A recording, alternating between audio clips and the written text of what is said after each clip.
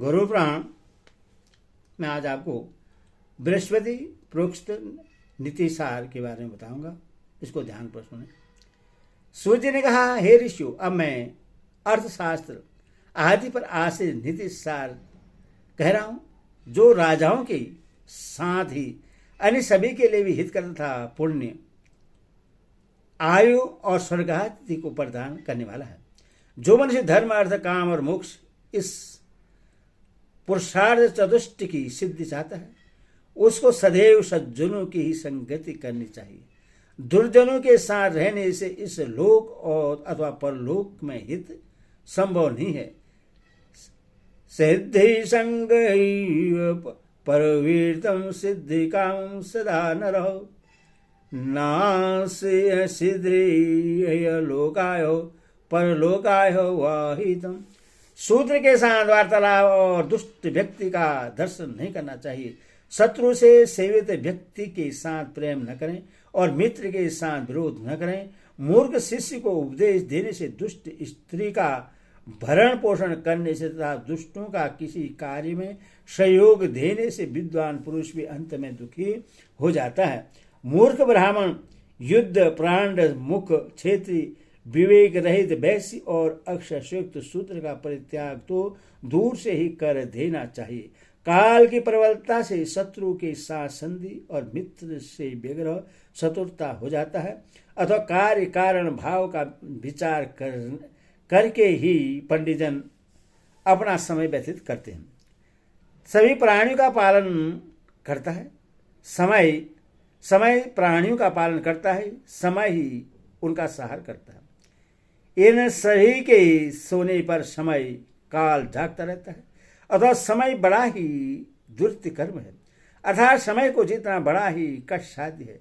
समय पर ही प्राणी के पराक्रम का शरण होता है। समय आने पर ही प्राणी गर्भ में आता है। समय के आधार पर उसकी पुष्टि होती है और पुनः समय ही उसका सहार भी करता है। काल निश्चित ही नियम से नित्य सूक्ष्म गति वाला ही होता है। तब भी हमारे अनुभव में उसकी गति दो प्रकार की होती है, जिसका अंतिम परिणाम जगत का संग्रह ही होता है। वह गति स्थूल एवं सूक्ष्म रूप से दो प्रकार की होती है।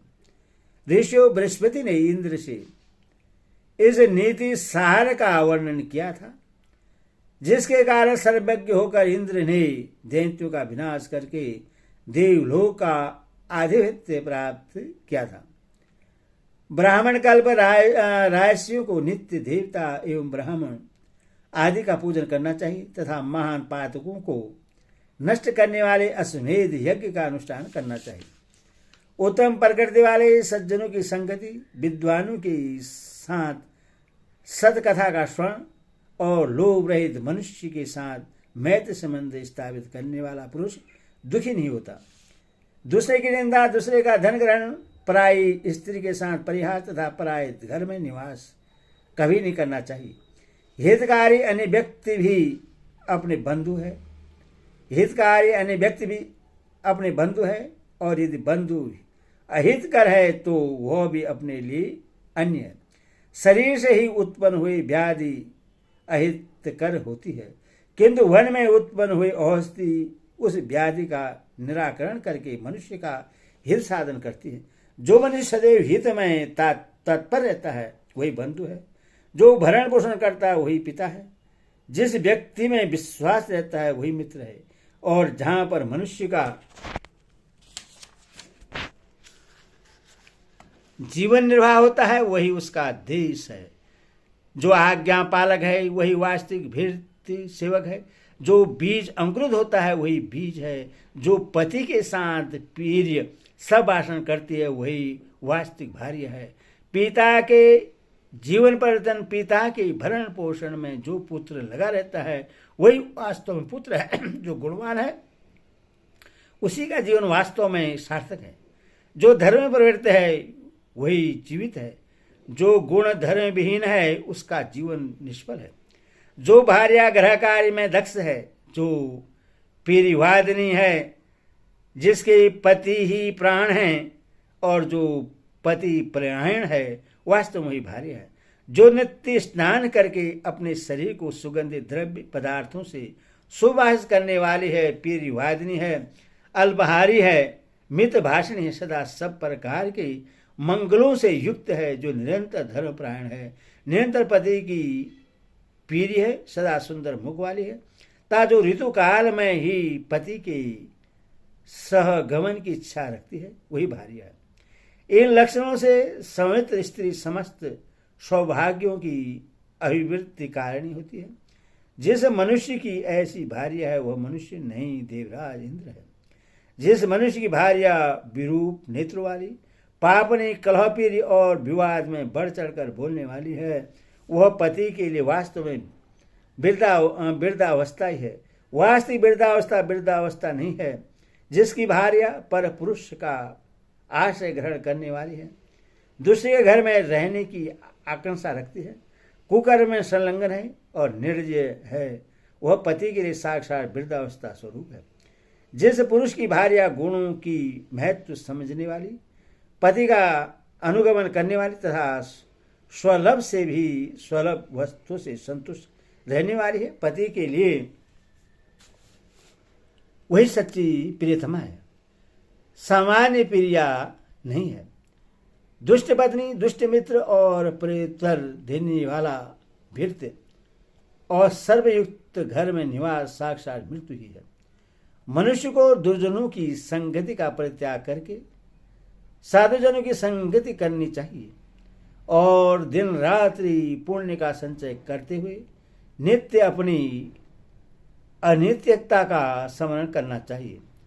तज्य दुर्जन ससर्ग भजौ साधु समागम कुरुहौ पुण्यमलो महुरात्रौ समरम नित्यम नित्यामहो।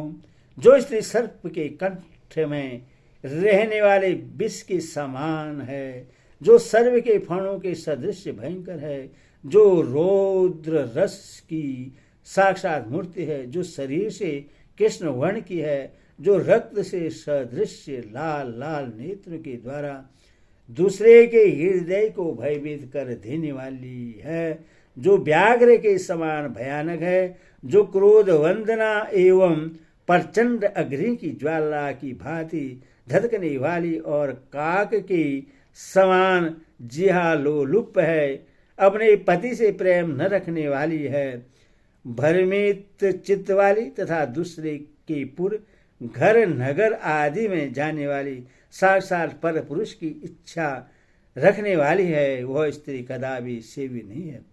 देवस कभी अल्प सामर्थ्यवान व्यक्ति भी शक्तिशाली हो सकता है, कृतज्ञ व्यक्ति भी कभी सुकृत कर सकता है, अग्नि में कभी शीतलता भी आ सकती है, हिम में उष्णता भी आ सकती है, किंतु वैश्या में पुरुष विषय अनुराग नहीं हो सकता। घर के अंदर भयंकर सर्व देख ले जाने पर, चिकित्सा होने पर भी रोग बने ही रहने पर, वाली युवा आदि अवस्था से युक्त यह शरीर काल से आवृत है, यह समझाने पर भी कौन ऐसा व्यक्ति है जो धैर्य धारण कर सकता है। हरिओम तत्सद। हरि